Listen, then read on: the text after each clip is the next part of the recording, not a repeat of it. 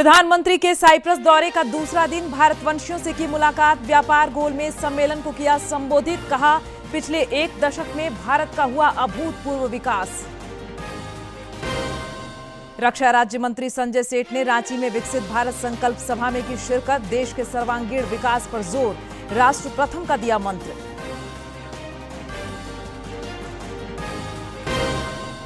कला संस्कृति मंत्री सुदीव्य कुमार ने हजारीबाग में कलाकार महोत्सव का किया उद्घाटन। बोले, सरकार कलाकारों को उचित मंच और सम्मान देने के लिए प्रतिबद्ध। और जूनियर वुशु प्रतियोगिता में रांची बना ओवरऑल चैंपियन। महिला प्रीमियर कबड्डी लीग में बिरसा मुंडा लायंस, वीर बुधु भगत और तिलका मांझी का विजय अभियान जारी।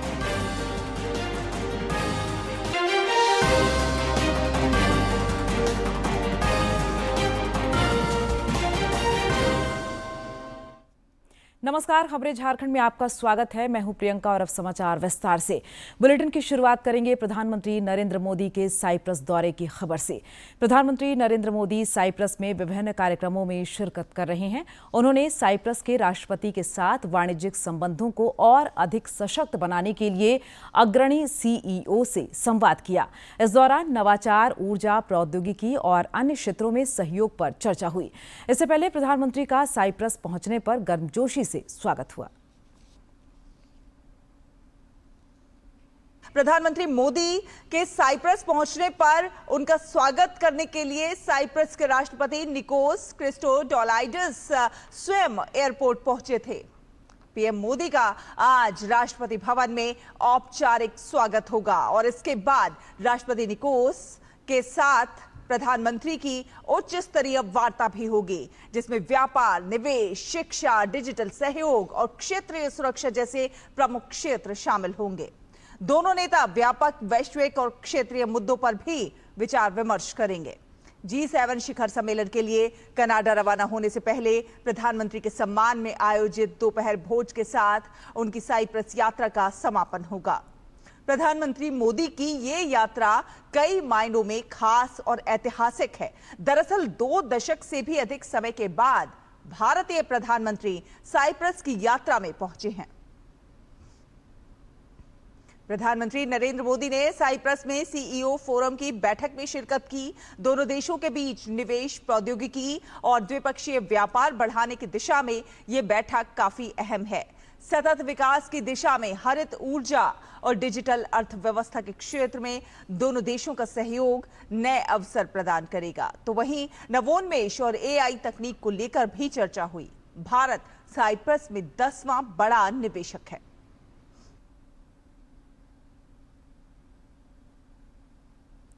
प्रधानमंत्री का साइप्रस पहुंचने पर भारतवंशियों ने भी स्वागत किया। इस दौरान वहां रह रहे भारतवंशी प्रधानमंत्री को अपने बीच पाकर काफी खुश नजर आए और इसे गर्व का पल बताया। देख करके, उनसे बात करके, मोदी साहब से बहुत ही अच्छा लगा। मोदी जी ने एकदम उत्साह भर दिया हम सबके अंदर। साइप्रस में आए और उन्होंने जो आजकल की जियोपॉलिटिकल सिचुएशन चल रही है उसके लिए कि बहुत ही महत्वपूर्ण उनका कदम था जो यहाँ आए और हम लोग उनके हमेशा साथ हैं और एक मोदी जी हमारे आइडल एकदम लीडर हैं। प्रधानमंत्री नरेंद्र मोदी ने भारत साइप्रस सीईओ फोरम को भी संबोधित किया। इस दौरान प्रधानमंत्री ने कहा कि पिछले एक दशक में भारत में अभूतपूर्व विकास हुआ है।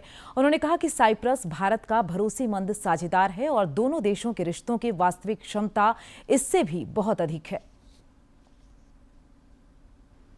ईज ऑफ डूइंग बिजनेस के साथ साथ ट्रस्ट ऑफ डूइंग बिजनेस, उस पर भी उतना ही बल दिया है।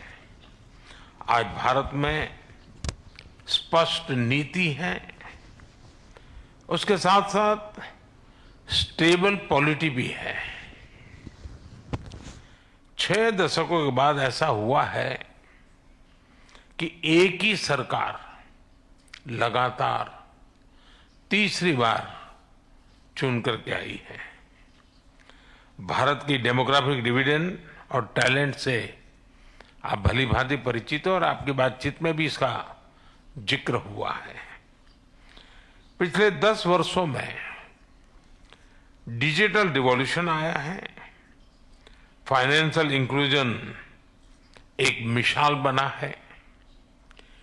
यूनिफाइड पेमेंट्स इंटरफेस यानी यूपीआई के माध्यम से आज विश्व का 50% डिजिटल ट्रांजैक्शन भारत में होता है। फ्रांस जैसे कई देश इससे जुड़े हैं। साइप्रस को भी इससे जुड़ने के लिए बात चल रही है और मैं इसका स्वागत करता हूं। भारत में फ्यूचरिस्टिक इंफ्रास्ट्रक्चर के विकास में हम $100 बिलियन से अधिक का सालाना निवेश कर रहे हैं। रक्षा राज्य मंत्री संजय सेठ ने विकसित भारत के लिए राष्ट्र प्रथम के भाव पर बल दिया है। उन्होंने रांची में विकसित भारत संकल्प सभा में शिरकत की। इस दौरान देश में प्रधानमंत्री नरेंद्र मोदी के नेतृत्व में जारी विकास गतिविधियों पर चर्चा हुई। श्री सेठ ने कहा कि विकसित राष्ट्र बनाने का अभियान अब जन जन का अभियान बन चुका है और इसकी नींव रखी जा चुकी है। इस मौके पर विधायक सीपी सिंह और पद्मश्री मुकुंद नायक समेत कई गणमान्य लोग मौजूद थे। उधर राज्यसभा सांसद और पूर्व प्रदेश भाजपा अध्यक्ष दीपक प्रकाश ने नरेंद्र मोदी सरकार के 11 वर्ष की उपलब्धियां गिनाई। उन्होंने कहा कि इस दौरान जनजातीय समाज का भी उत्थान हुआ है।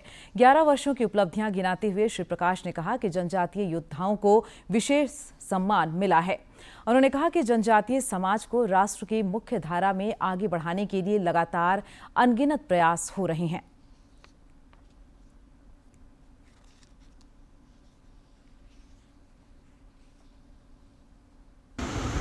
तो विरासत और हमारी संस्कृति और संस्कारों को भगवान बिरसा मुंडा के नाम का जन्म था, जयंती होती थी, लेकिन भारतीय जनता पार्टी की सरकार ने, केंद्र की सरकार ने जनजाति गौरव दिवस मनाने का कहा। और तो और जो प्रिवी ट्राइब जो आदिवासी में भी जो सबसे पिछड़े दलित थे, जो मूल लोग थे, उनकी चिंता कोई किसी ने नहीं किया। उसके लिए भी अलग से योजना जन्म। प्रधानमंत्री नरेंद्र मोदी के नेतृत्व में केंद्र सरकार ने सफलतापूर्वक 11 साल पूरे किए हैं।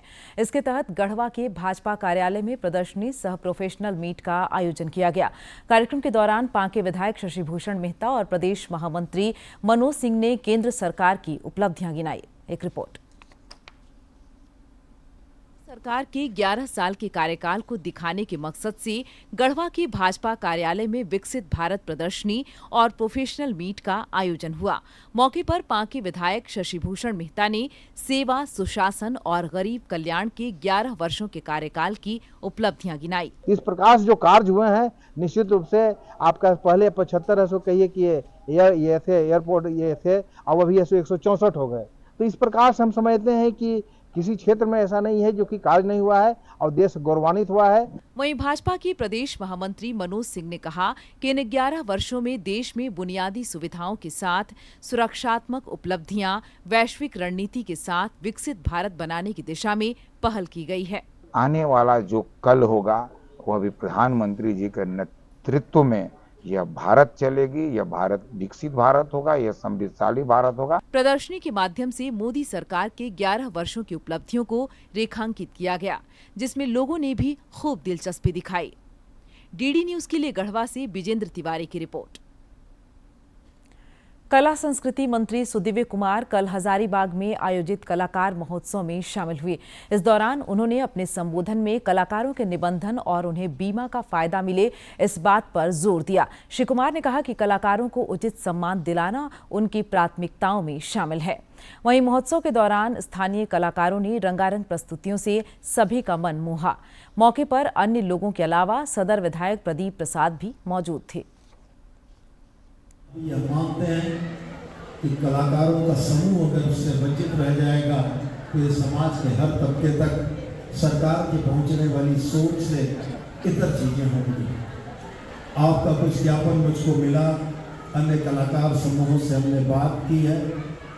एक CPMS पोर्टल के माध्यम से कलाकारों के निबंधन और उनको बीमा की कई सुविधाएं देने का एक प्रयास राज्य सरकार कर रही है, जिसके फलाफल बहुत जल्द आपके समक्ष होंगे।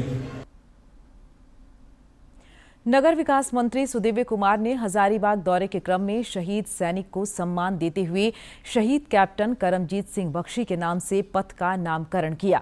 इस अवसर पर उन्होंने परिजनों से भेंट कर राज्य सरकार की ओर से हर संभव मदद का भरोसा दिलाया। अब शहर के PWD चौक से लेकर PTC चौक को शहीद कैप्टन करमजीत सिंह बख्शी मार्ग के नाम से जाना जाएगा। जवाबदेही है। इनके घर में ही हमने कहा था कि इस चौराहे का नाम बदलकर हम लोग शहीद के नाम पर रखेंगे और अलावे इसके शहीद के परिजनों को मृत्यु के उपरांत मिलने वाले देना पावना जो भी मुआवजे की राशि थी, इस समय में तत्कालीन DC नैन्सी सहाय से भी हम लोगों ने बात की थी। कुछ चीज़ें हुई हैं, कुछ चीज़ें बाकी हैं। अभी भी जो हमारे वर्तमान DC साहब हैं उनको हमने याद दिलाया है। उनके तरफ से भी आश्वस्ति है कि वो परिवार के टच में है और जो कुछ भी समाज, सरकार शहीद के परिजनों के लिए कर सकती है वो सब कुछ हम। प्रदेश कांग्रेस इस बार हूल दिवस को व्यापक रूप से मनाने की तैयारी में है। इस सिलसिले में प्रदेश अध्यक्ष केशव महतो कमलेश ने कल वीडियो कॉन्फ्रेंसिंग के माध्यम से पार्टी कार्यकर्ताओं के साथ बैठक की। इस दौरान उन्होंने संताल परगना में 28 से 30 जून तक हूल पदयात्रा को लेकर विशेष निर्देश दिए। कार्यक्रम की सफलता के लिए उन्होंने समिति बनाने का निर्देश दिया। संजय कुमार सिंह यादव एक बार फिर राष्ट्रीय जनता दल के प्रदेश अध्यक्ष चुने गए हैं। उनका चुनाव निर्विरोध तरीके से हुआ। हालांकि चुनाव प्रक्रिया के दौरान विवाद देखने को मिला। प्रदेश अध्यक्ष पद के लिए नामांकन भरने वाले पूर्व प्रदेश अध्यक्ष अभय कुमार सिंह और एक अन्य उम्मीदवार के नामांकन रद्द कर दिए गए थे, जिस कारण हंगामा हुआ। संजय कुमार सिंह यादव का कार्यकाल वर्ष 2028 तक के लिए होगा। स्थानिक आयुक्त अरवा राजकमल ने कल नई दिल्ली स्थित नए झारखंड भवन का निरीक्षण किया। इस दौरान उन्होंने झारखंड भवन में सुविधाओं की जानकारी ली, कर्मियों से बातचीत की और जरूरी निर्देश दिए। रांची स्थित BIT मिश्रा कैंपस में इन दिनों घेराबंदी की जा रही है, जिसका स्थानीय लोग विरोध कर रहे हैं। इस संबंध में संस्थान के रजिस्ट्रार डॉक्टर सुदीप दास ने प्रेस वार्ता कर कहा कि BIT मिश्रा के पास 780 एकड़ भूमि है। उन्होंने बताया कि कैंपस में 6000 छात्र छात्राओं के अलावा 500 शिक्षक और शिक्षकेतर कर्मी रहते हैं। वहीं प्रतिदिन करीब 1000 लोग बाहर से आते हैं। रजिस्ट्रार ने कॉलेज की सुरक्षा को लेकर चिंता जताई है। साथ ही कहा है कि इससे संस्थान की प्रतिष्ठा पर भी असर पड़ेगा। एस्टैब्लिश हुआ था वो 1968 में हुआ था। तो एक सोच जो है, एक जो विजन था हमारे बिरला जी का, वो है स्पेस एंड रॉकेटरी के ऊपर। और उसमें जो रिसर्च होता है उसको तो आपको पता होगा, रॉकेट टेस्टिंग वगैरह, रॉकेट फायरिंग वगैरह होता है, जो कि बहुत यूनिक है। इवन कुछ IITs में भी ये नहीं है। तो इसको हमको करने के लिए हमको तो सिक्योर करना होगा अपना, हमको सेफ्टी को ध्यान में रखना होगा। तो ये सब करने के लिए हमको सबसे ज़्यादा जो ज़रूरी है वो है अपना बाउंड्री। अगर बाउंड्री नहीं हुआ तो इस टाइप के जो रिसर्च है उसमें बाधा आएगी। जनगणना कराने की अधिसूचना आज जारी हो गई। इस बार जाति जनगणना को भी इसमें शामिल किया गया है। मोबाइल एप्लीकेशन के माध्यम से इस बार डिजिटल तरीके से जनगणना की जाएगी।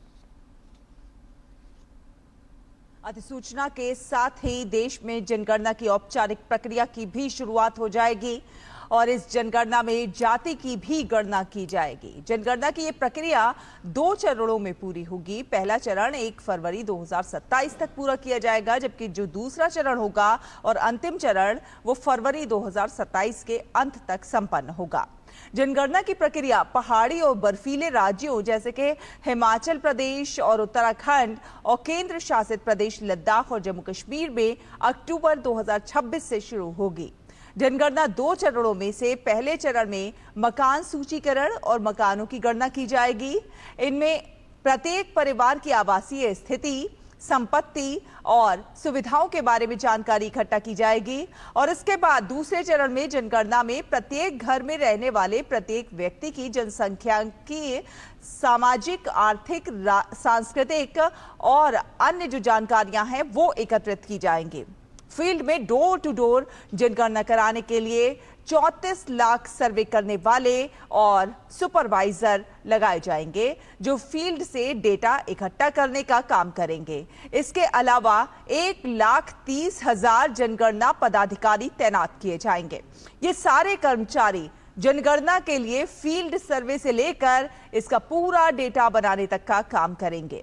आज इस अधिसूचना के जारी होने से पहले कल केंद्रीय गृह मंत्री अमित शाह ने इस पूरी प्रक्रिया से जुड़ी समीक्षा बैठक की। नई दिल्ली में हुई इस समीक्षा बैठक में केंद्रीय गृह सचिव, महारजिस्ट्रार और जनगणना आयुक्त और अन्य वरिष्ठ अधिकारी शामिल हुए। ये जनगणना प्रक्रिया शुरू होने के बाद से 16वीं जनगणना है और देश की आजादी के बाद 8वीं जनगणना है। लोगों को स्वगणना का प्रावधान भी उपलब्ध कराया जाएगा। जनगणना से जुड़े तमाम डेटा की निजता और सुरक्षा का भी पूरा इंतजाम किया जाएगा। रांची में बाल शोषण की रोकथाम और उसके सुरक्षात्मक तंत्र के निर्माण के उद्देश्य से सजग संवाद कार्यशाला आयोजित हुई। कार्यशाला का आयोजन इनफ्लक्स और यूसा की ओर से किया गया था। इस दौरान एसटीएफ के आईजी अनूप बिरथरे ने बाल संरक्षण के प्रति लोगों में जागरूकता लाने पर जोर दिया। मौके पर झालसा की प्रधान न्यायाधीश के रंजना अस्थाना, वरीय अधिवक्ता रितु कुमार, अधिवक्ता यशस्विनी सहाय समेत कई लोग मौजूद थे। बहुत इम्पोर्टेंट है और उनको जितना, हालांकि इसमें पॉक्सो एक्ट का ही एक पार्ट है कि इसकी अवेयरनेस भी जो है करनी है गवर्नमेंट के थ्रू, पुलिस एडमिनिस्ट्रेशन और जो लॉ एनफोर्समेंट एजेंसीज के थ्रू करनी है और लोग जानते भी हैं। इत्तेफाक की बात यह है कि जैसे एनडीपीएस एक्ट जो है ड्रग्स के खिलाफ काम करता है, जिसको वाइडली लोग जानते हैं कि कुछ भी मामला होगा तो कहीं कुछ पकड़ा गया तो एनडीपीएस एक्ट को लोग जानते हैं। उसी तरह पॉक्सो एक्ट को आप देखिए 2012 के बाद लोग जानने लगे हैं और उसके बाद बहुत बड़ी जागरूकता समाज में आई है। बच्चों के खिलाफ जो सेक्सुअल असॉल्ट के मामले हो, सेक्सुअल हैरेसमेंट के मामले हो, उनको रिपोर्ट करने की। झारखंड और ओडिशा के ग्रामीण इलाकों में आजकल रोजो पर्व हर्षोल्लास पूर्वक मनाया जा रहा है। पूर्वी सिंहभूम के घाटशिला अंतर्गत धातकीडीह गांव में भी रोजो पर्व को लेकर कार्यक्रम का आयोजन हुआ।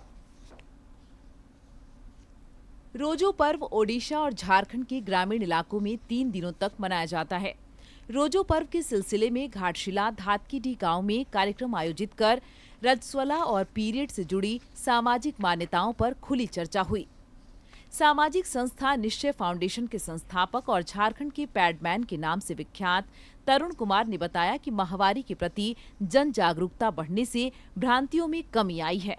पीरियड एंड साइंस कार्यशाला के माध्यम से हम कोशिश कर रहे हैं कि महिलाएं और बच्चियां, किशोरियां पीरियड्स के विज्ञान को समझ पाएं और पीरियड से जुड़ी हुई जितनी भी सामाजिक कुरीतियां हैं उसको दूर करें।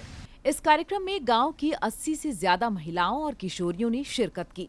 इस दौरान माहवारी स्वच्छता, किशोरी महिला स्वास्थ्य और महिला शिक्षा जैसे विषयों पर सार्थक चर्चा हुई। आज काफी सारी जानकारी मिला हम लोग को पीरियड एंड साइंस के बारे में। जितना नीट था उससे ज्यादा जानकारी मिला तरुण सर के द्वारा। पूर्वी सिंहभूम में सामूहिक प्रयास से माहवारी स्वच्छता को लेकर जागरूकता बढ़ी है। पिछले 2 वर्षों से लगभग सभी महिलाएं रीयूजेबल पैड का इस्तेमाल कर रही हैं। अब फिर से महिलाओं को नया पैड उपलब्ध कराने की प्रक्रिया शुरू की गई है। जो तरुण सर आए हैं, हम लोग को पीरियड के बारे में बताया, पैड कैसे यूज करते हैं उसके बारे में बताया, जो कैसे हम लोग सही तरीके से यूज करेंगे, कैसे लगाएंगे, कैसे साफ सफाई करेंगे। आज हम लोग यहाँ पे आए हैं जो कि हम लोग को ऐसे फ्री में पैड मिल रहा है जो कि हम लोग के शरीर के लिए बहुत ही लाभदायक है।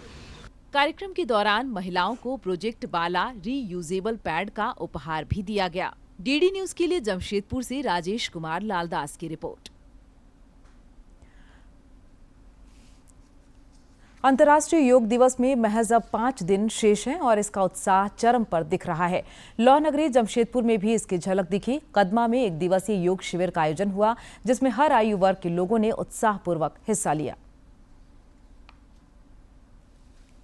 जमशेदपुर के कदमा में सरकार योग अकादमी द्वारा आयोजित 1 दिवसीय योग शिविर में योग सम्राट ऑफ इंडिया के सम्मान से सम्मानित अंशु सरकार के मार्गदर्शन में हर आयु वर्ग के लोगों ने उत्साहपूर्वक योग किया। इस दौरान योगाभ्यास करने वालों ने योग के फायदे बताए। जो उन्होंने एक्सरसाइज करवाया उससे मैं आज यहाँ पे हूँ। और आज केवल 1.5 महीना हुआ है, मैं अपना पूरा काम करता हूँ, पूरा ऑफिस करता हूँ। ये काम कर रहे हैं, डिप्रेशन से काफ़ी ऊपर आ गए, क्योंकि उस स्टेज में डिप्रेशन भी था इनको। तो अब ये बोलते हैं कि नहीं, हमें घर में नहीं रहना, हमें वहाँ जाना है। मुझे वहाँ जाके सर के पास जाके बहुत अच्छा फील होता है। शिविर में आए लोगों ने बताया कि नियमित योगाभ्यास से उन्हें बीमारियों से उबरने में मदद मिली और अब वे स्वस्थ जीवन जी रहे हैं।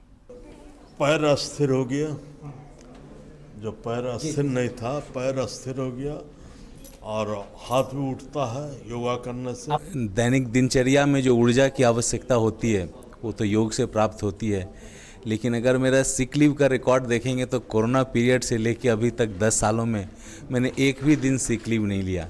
इस मौके पर वर्ल्ड फिटनेस फेडरेशन ऑफ योग इंडिया स्पोर्ट्स के अध्यक्ष और योग सम्राट ऑफ इंडिया के सम्मान से सम्मानित अंशु सरकार ने बताया कि पिछले 42 वर्षों में उन्हें 30 से अधिक अवार्ड एवं सम्मान मिले हैं। उन्होंने कहा कि योग से व्यक्ति का सर्वांगीण विकास होता है। योग से शारीरिक, मानसिक, नैतिक, आध्यात्मिक सर्वांगीण विकास होता है। योग को अपनाकर आने वाला भविष्य को विदाउट मेडिसिन, दवा के बिना आप स्वास्थ्य, सुंदर, निरोग एवं चिंता मुक्त रख सकते हैं। अंशु सरकार ने देश दुनिया में योग को लोकप्रिय बनाने में प्रधानमंत्री के योगदान की भी सराहना की।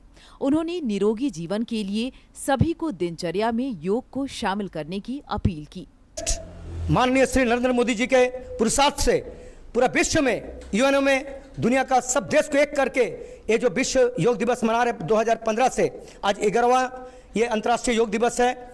योग शिविर में लोगों ने सूक्ष्म आसन से लेकर कई तरह के आसनों का अभ्यास किया। डीडी न्यूज के लिए जमशेदपुर से राजेश कुमार लालदास की रिपोर्ट। और अब खबर खेल के मैदान से। सिल्ली में चल रहे 21वीं झारखंड राज्य जूनियर वुशु प्रतियोगिता में मेजबान रांची ओवरऑल चैंपियन बना है। रांची ने इस प्रतियोगिता में 9 गोल्ड, 10 सिल्वर और 13 ब्रॉन्ज लेकर प्रतियोगिता में 88 पॉइंट हासिल किए। प्रतियोगिता में 45 पॉइंट के साथ चतरा दूसरे और 26 पॉइंट के साथ रामगढ़ तीसरे स्थान पर रहा। रांची में चल रहे महिला प्रीमियर कबड्डी लीग में बिरसा मुंडा लायंस, वीर बुद्धू भगत और तिलका मांझी की टीम ने अपने अपने मैच जीतकर पूरे अंक अर्जित किए। इससे पूर्व हॉकी इंडिया के महासचिव भोलानाथ सिंह ने कल खिलाड़ियों से परिचय प्राप्त कर प्रतियोगिता का शुभारंभ किया। मौके पर झारखंड राज्य कबड्डी संघ के अध्यक्ष तपन रावत और महासचिव संजय कुमार झा ने अतिथियों का स्वागत किया।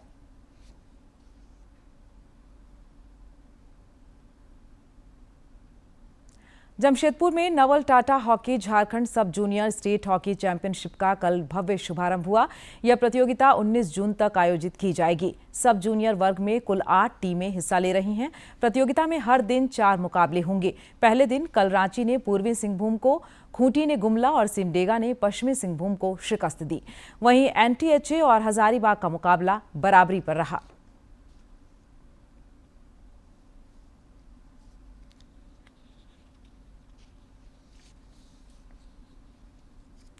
झारखंड राज्य स्तरीय जूनियर पुरुष हॉकी चैंपियनशिप में भाग लेने वाले सिमडेगा जिला टीम के खिलाड़ियों का चयन ट्रायल 17 जून को होगा। स्थानीय एस्ट्रोटर्फ हॉकी स्टेडियम में आयोजित इस चयन ट्रायल में जिले के वैसे पुरुष हॉकी खिलाड़ी भाग ले सकेंगे जिनका जन्म 1 जनवरी 2006 को या उसके बाद हुआ है। ट्रायल में भाग लेने वाले खिलाड़ियों के लिए आधार कार्ड, नगर निगम या पंचायत की ओर से निर्गत जन्म प्रमाण पत्र लाना अनिवार्य किया गया है। उधर सब जूनियर महिला हॉकी नेशनल चैंपियनशिप के लिए झारखंड के 31 खिलाड़ियों को विशेष प्रशिक्षण के लिए चयनित किया गया है। रुक कर लेते मौसम का। राज्य में 17 और 18 जून को जहां कुछ इलाकों में बहुत भारी बारिश की संभावना जताई गई है, वहीं 20 जून तक कई इलाकों में भारी बारिश का अलर्ट भी जारी किया गया है। अगले 2 दिनों के दौरान तापमान में 3 से 4 डिग्री सेल्सियस तक की गिरावट हो सकती है। राज्य में 2-3 दिनों के अंदर मानसून के भी दस्तक देने की उम्मीद है। फिलहाल अधिकांश जिलों में न्यूनतम और अधिकतम तापमान सामान्य के आसपास चल रहा है।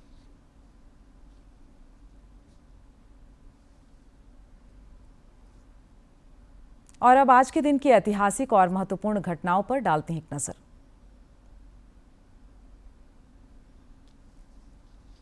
16 जून वर्ष 1963 में वैलेंटिना तेरेश्कोवा अंतरिक्ष के लिए उड़ान भरने वाली दुनिया की पहली महिला बनी। उन्होंने रूस की राजधानी मॉस्को से अंतरिक्षयान वोस्तोक 6 से अपना सफर शुरू किया था। वोस्तोक 6 के उड़ान भरने के 1.5 घंटे बाद ही मॉस्को टेलीविजन ने वैलेंटीना की पहली तस्वीर प्रसारित की। 26 वर्षीय रूसी महिला लेफ्टिनेंट वैलेंटीना तेरेश्कोवा कपड़ा उद्योग में काम कर चुकी रूस की 6ठी अंतरिक्ष यात्री थी।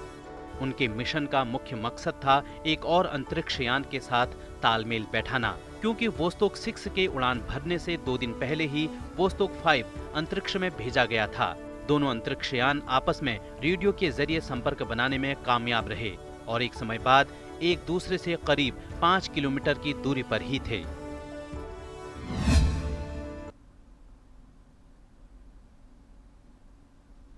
दूरदर्शन झारखंड पर पल पल की खबरों से जुड़े रहने के लिए आप हमारे social media platform x, Facebook, Instagram और यूट्यूब से जुड़ सकते हैं, क्योंकि खबरों से जितना बाखबर रहना जरूरी है, उससे ज्यादा जरूरी है सटीक, संतुलित और निष्पक्ष समाचार।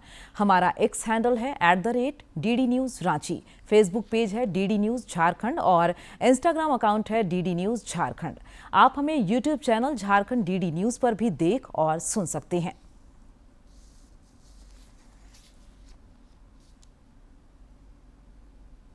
और अब अंत में मुख्य समाचार एक बार फिर।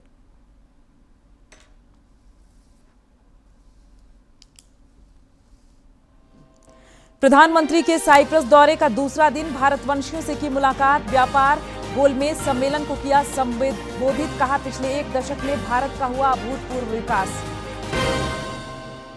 रक्षा राज्य मंत्री संजय सेठ ने रांची में विकसित भारत संकल्प सभा में की शिरकत, देश के सर्वांगीण विकास पर जोर, राष्ट्र प्रथम का दिया मंत्र।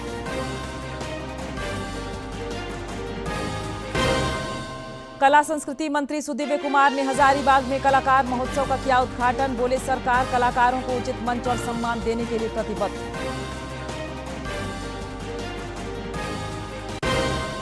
और जूनियर वुशु प्रतियोगिता में रांची बना ओवरऑल चैंपियन, महिला प्रीमियर कबड्डी लीग में बिरसा मुंडा लायंस, वीर बुद्धू भगत और तिलका मांझी का विजय अभियान जारी।